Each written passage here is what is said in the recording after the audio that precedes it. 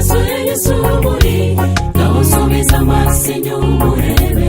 igihe umuntu yaramaze gucumura ibyiringiro byo kubaho byari ntabyo keretse gutegereza gucika witeka ariko igitambo kizima kibonetse yongera byiringiro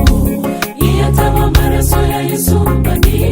iyo ataba amaraso ya Yesu muri ngaho subiza amaso inyuma urebe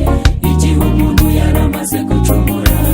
ibyiringiro byo kubaho byari ntabyo keretse gutegereza gucika witeka ariko igitambo kizima kibonetse yongera byiringiro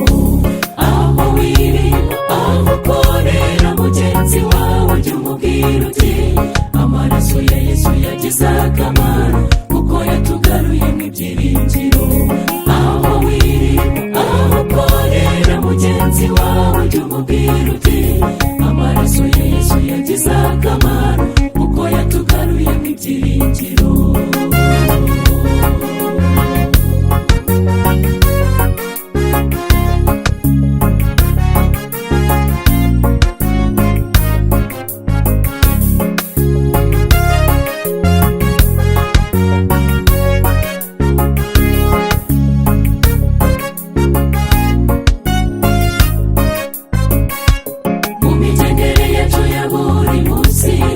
dushimira Yesu ibyo yakoze ukwiyagaza ngo duhagarareho satani yaraduheranye burundu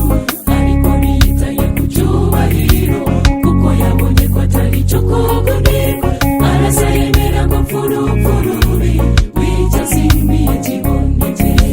mu migendere yacu ya buri munsi tujye dushimira Yesu ibyo yakoze